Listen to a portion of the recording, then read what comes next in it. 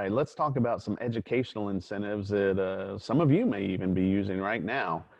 These are ways people can invest for college that are generally tax-free. They grow tax-free. Often your contributions are not deductible, but if you do it early enough, for like a grandkid that was just born, you can invest today and let it grow for 18 years until they're ready for college, and it can have significant earnings, and it'll all be tax-free money when the grandchild takes it out for college. So let's take a look at some of those.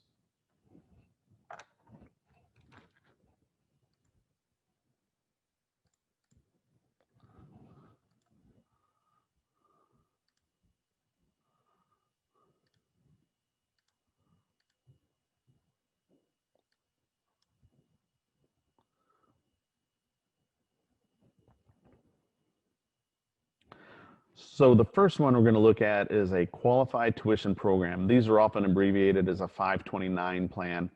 Uh, and they're pretty popular these days. There's generally two types. One is like a prepaid one where you contribute a large chunk of money. In effect, you pay for college at today's rates and are guaranteed a child can go to college sometime in the future without any increase in the tuition. And then there's these savings where you can just kick in some money here and there, and it just grows tax-free for you to use. We're going to look at some comparisons of these. Both of these allow your earnings to grow tax-free, and distributions are tax-free if used for qualified expenses. And here's the magic thing here, it includes room and board. So now, we looked a while ago where scholarships were taxable if you use them for room and board. Well, now maybe you can get a scholarship for tuition and fees and use your 529 or your savings plan for your room and board, and now you don't have to pay tax on any of it. So there's some great tax planning strategies that can come into play with just how we're using our money here.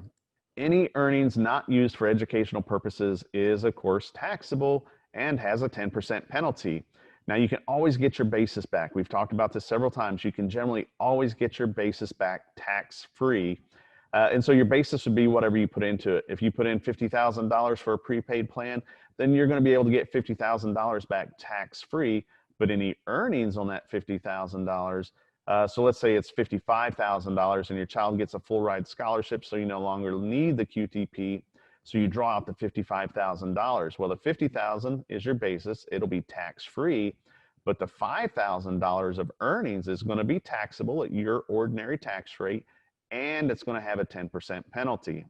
These types of programs don't have contribution limits. So I don't care if you're Bill Gates, you can drop in $1 bajillion into one of these plans, and you're not going to be limited by your AGI or contribution limits. So these are really good plans. The downside of these is your contributions are not deductible at a federal level. So your 1040 is still going to be the same whether you contributed money to this or not. Some of the states will allow you to deduct them at their level, and that's because most of these programs are ran by the state. So Texas has what's called the Texas Tomorrow Plan. And of course, Texas doesn't have an income tax, so we don't have to worry about it. But California, I'm sure, has some sort of a plan out there, and they're a very high income state, and they allow you to deduct your contributions to their state plan on your state income tax return, but it'll never affect your federal tax return as of now. The educational savings plan, this is a little different. It's a lot easier to get into here. They're offered at just about any bank and brokerages have them. And you are only allowed to contribute $2,000. So again, while we're looking at the 529 plans, not having a limit of how much you can put into it, these have a very low limit. And then you can't contribute if your AGI is over a certain limit. Now, I really don't understand why the IRS does this, where a 529 plan, you can be Bill Gates and putting in unlimited cash, but on these educational savings plan, if you make too much money, you're not allowed to contribute to them at all, even though you're only allowed to contribute this tiny little amount to start with. So don't understand it, but that's just the way it is. And the distributions are, of course, tax-free if used for education, and distributions in excess of expenses are partially taxable. So if you draw out $3,000 but only spend $2,500 on it, now you're going to have to pay tax on that $500. So let's kind of compare the two to see which one is better, the 529 or the QTP versus the educational savings account. The 529, huge contributions. You can put a bajillion dollars in it if you want to, no problem. ESA, 2,000, that's it, maxed out.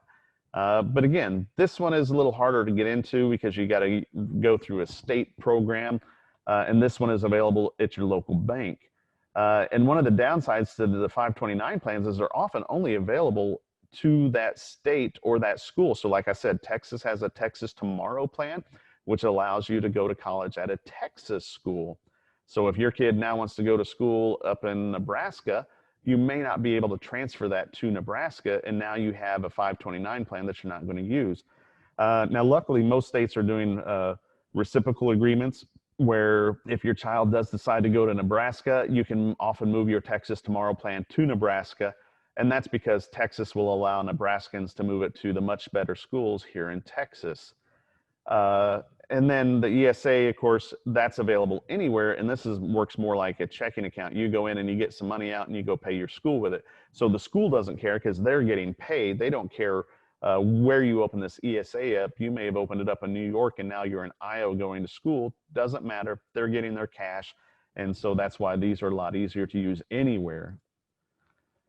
There's no contribution limits. Like I said, Bill Gates can make a bajillion-dollar contribution, but if we're making, I think the threshold is very low. It's about 150. Don't quote me on that, but it's very low threshold. And then once you make over that amount, you can't even make this tiny contribution to an ESA.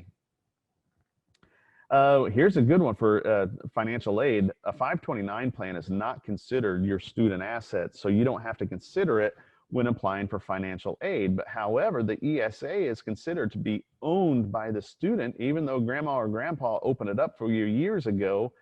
It's considered your assets, and so it could impact your financial aid. And like I talked about a while ago, it could be limited to certain schools or to a certain state, and the ESA works at any school. The other thing we have to consider is the college credits. We've talked briefly about these, the American Opportunity Credit or the Lifetime Learning Credit, and how they work when you're getting tax-free money from a 529 plan or an educational savings account. The IRS does not like you to double dip. They don't like you to use tax-free money and then try and use that tax-free money to apply for college credits. And so they hate it when you double dip.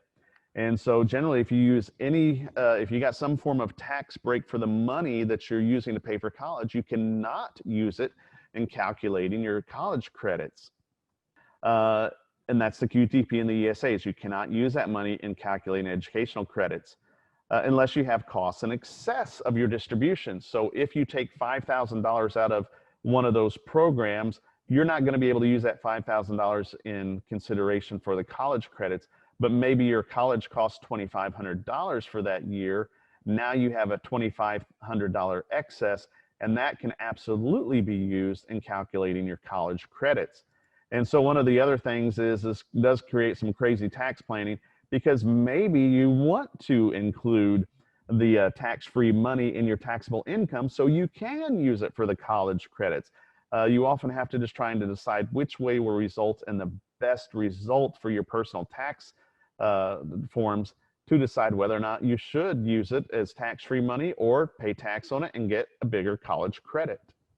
Because remember, credits are free money. A credit is a dollar-for-dollar reduction of your taxes. So sometimes it's better to go for that college credit. Okay, so that wraps up the educational incentives. So we're going to jump from going to college to being unemployed. Seemed like a logical transition to me. So our next video is going to be about unemployment compensation.